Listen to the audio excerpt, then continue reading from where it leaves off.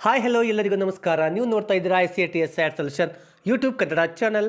ಆತ್ಮೀಯ ಮುಖ್ಯ ಶಿಕ್ಷಕ ಬಂಧುಗಳೇ, ಬನ್ನಿ ಇವತ್ತಿನ ಒಂದು ವಿಡಿಯೋದಲ್ಲಿ ನಾನು SCTS MDM ಪೋರ್ಟಲ್ನಲ್ಲಿ ನಾವು ಜುಲೈ, ಆಗಸ್ಟ್, ಸೆಪ್ಟೆಂಬರ್ ತಿಂಗಳ ಎಗ್ ಮತ್ತು ಬನಾನಾ ಒಂದು ಏನು ಮಾಹಿತಿ ಎಂಟ್ರಿ ಮಾಡಿರ್ತೀವಲ್ಲ ಅದರ ಒಂದು ಕನ್ಸಾಲಿಡೇಟೆಡ್ ರಿಪೋರ್ಟನ್ನು ಎಂಟ್ರಿ ಮಾಡಬೇಕಾಗುತ್ತೆ.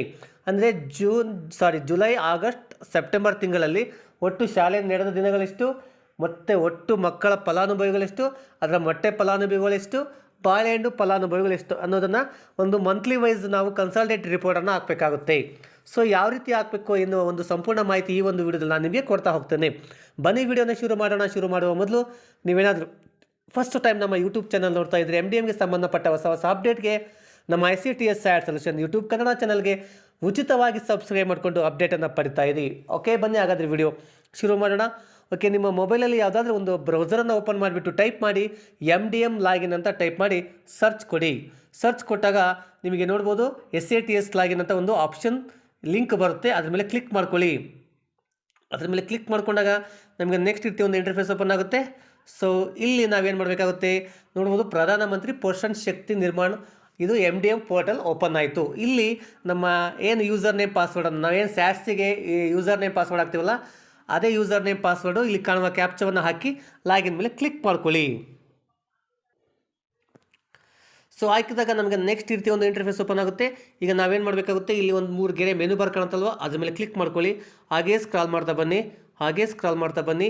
ಇಲ್ಲಿ ನೋಡ್ಬೋದು SNF information for July to September 2025 ಅಂತ ಒಂದು ಆಪ್ಷನ್ ಇದೆ. ಆ ಒಂದು ಆಪ್ಷನ್ ಮೇಲೆ ಕ್ಲಿಕ್ ಮಾಡ್ಕೊಳ್ಳಿ. ಕ್ಲಿಕ್ ಮಾಡ್ಕೊಂಡಾಗ ನಮಗೆ ನೆಕ್ಸ್ಟ್ ರೀತಿ ಒಂದು ಇಂಟರ್ಫೇಸ್ ಓಪನ್ ಆಗುತ್ತೆ. ಇಲ್ಲಿ ಅಕಾಡೆಮಿಕ್ ಇಯರು, ಸ್ಟೇಟ್ ಎಲ್ಲ ಡಿಫಾಲ್ಟಾಗಿ ಆಟೋಮೆಟಿಕ್ಕಾಗಿ ಬರುತ್ತೆ. ಒಂದು ವೇಳೆ ಇಲ್ಲಿ ಬರಲಿಲ್ಲ ಅಂದರೆ ಅದು ಸರ್ವರ್ ಎರರ್ ಇರುತ್ತೆ. ಸೊ ನೀವು ಲಾಗೌಟ್ ಆಗಿ ಮತ್ತೆ ಲಾಗಿನ್ ಆಗಿ ಅದು ಬರುತ್ತೆ. ಓಕೆನಾ. ಇಲ್ಲಿ ಚೂಸ್ ಕ್ವಾರ್ಟರ್ ಅಂತ ಇದೆ. ಸೊ ಆಲ್ರೆಡಿ ಅದೇ ತೊಗೊಂಡಿದೆ, ಜುಲೈ, ಆಗಸ್ಟ್, ಸೆಪ್ಟೆಂಬರ್ ಅಂತ. ಈಗ ಸರ್ಚ್ ಮೇಲೆ ಕ್ಲಿಕ್ ಮಾಡೋಣ. ಸರ್ಚ್ ಮೇಲೆ ಕ್ಲಿಕ್ ಮಾಡಿದಾಗ ಇಲ್ಲಿ ಕೆಳಗಡೆ ಜುಲೈ ಮಂತ್, ಆಗಸ್ಟ್, ಸೆಪ್ಟೆಂಬರ್ ಬಂದಿದೆ. ನಿಮ್ಮ ಶಾಲೆಯ ಎನ್ರೋಲ್ಮೆಂಟ್ ನಂಬರ್ ಬಂದಿದೆ. ಇಲ್ಲಿ ಟೋಟಲ್ ವರ್ಕಿಂಗ್ ಡೇಸ್ ಹಾಕಬೇಕಾಗುತ್ತೆ ಮಂತ್ಲಿ ವೈಸು. ಈಗ ಜುಲೈ ತಿಂಗಳಲ್ಲಿ ನಿಮ್ಮ ಶಾಲೆ ಎಷ್ಟು ದಿನ ನಡೆದಿತ್ತು, ಆಗಸ್ಟ್ ತಿಂಗಳಲ್ಲಿ ಎಷ್ಟು ದಿನ ನಡೆದಿತ್ತು, ಸೆಪ್ಟೆಂಬರ್ ತಿಂಗಳಲ್ಲಿ ಎಷ್ಟು ದಿನ ನಡೆದಿತ್ತು ಅಂತ ಈ ಒಂದು ಆಪ್ಷನ್ ಹಾಕಬೇಕು. ಇಲ್ಲಿ ಕಮ್ಯುಲೇಟಿವ್ ಅಟೆಂಡೆನ್ಸ್ ಅಂತ ಇದೆ. ಏನು ಕಮ್ಯುಲೇಟಿವ್ ಅಟೆಂಡೆನ್ಸ್ ಅಂದರೆ ನಿಮ್ಮ ತರಗತಿಯ, ಫಾರ್ ಎಕ್ಸಾಂಪಲ್ ನಿಮ್ಮ ಶಾಲೆಯಲ್ಲಿ 1 to 7th ಇದೆ. ನಿಮ್ಮ ಶಾಲೆ 37 ದಿನ ನಡೆದಿದೆ. ಆ 37 ದಿನದಲ್ಲಿ 1 to 7th 1ರಿಂದ 7ನೇ ಕ್ಲಾಸ್ ಒಟ್ಟು ಫಲಾನುಭವಿಗಳು ಎಷ್ಟು, ಒಟ್ಟು ಊಟಗಳ ಸಂಖ್ಯೆ ಅಂತ ಆಗ್ತಿರಲ್ವ, ನೀವು ಬಿಸಿ ಊಟದ ಲೆಕ್ಕ ಬರೀಬೇಕಾದ್ರೆ ಒಟ್ಟು ಊಟಗಳ ಸಂಖ್ಯೆ ಆಗ್ತಿರಲ್ವ. ಸೊ ಅದನ್ನೇ ನಾವಿಲ್ಲಿ ಕಮ್ಯುಲೇಟಿವ್ ಅಟೆಂಡೆನ್ಸಲ್ಲಿ ಹಾಕಬೇಕು, ಸರಿನಾ. ಅದೇ ರೀತಿ ಆಗಸ್ಟಿಂದು ಸೆಪ್ಟೆಂಬರಿಂದು ಹಾಕಿ.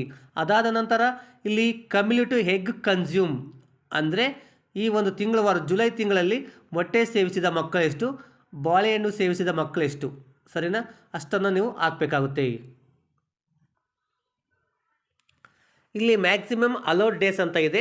ಸೊ ಅದು ಫ್ರೀಸ್ ಆಗಿರುತ್ತೆ, ಅದು ಅವಶ್ಯಕತೆ ಇಲ್ಲ. ಏನಂದರೆ ಆ ಒಂದು ತಿಂಗಳಲ್ಲಿ ಮ್ಯಾಕ್ಸಿಮಮ್ ಶಾಲೆ ಇದು ವರ್ಕಿಂಗ್ ಡೇಸ್ ಇಷ್ಟು ಬರಬಹುದು, ಮ್ಯಾಕ್ಸಿಮಮ್ ಇಷ್ಟು ಬಂದಿರಲೇಬೇಕು. ಇದಕ್ಕಿಂತ ಜಾಸ್ತಿ ಆಗಂಗಿಲ್ಲ, ಕಡಿಮೆ ಬೇಕಾದ್ರೆ ಆಗ್ಬೋದು. ಯಾಕಂದರೆ ಯಾವುದಾದ್ರೂ ಲೋಕಲ್ ಹಾಲಿಡೇ, ಬೇರೆ ಥರ ಹಾಲಿಡೇಗಳಿದ್ದರೆ ಕಡಿಮೆ ಆಗುತ್ತೆ, ಬಟ್ ಇದಕ್ಕಿಂತ ಜಾಸ್ತಿ ಆಗೋಂಗಿಲ್ಲ. ಓಕೆನಾ. ಸೊ ಈಗ ನಾನು ಎಂಟ್ರಿ ಮಾಡ್ತಾ ಹೋಗ್ತೇನೆ.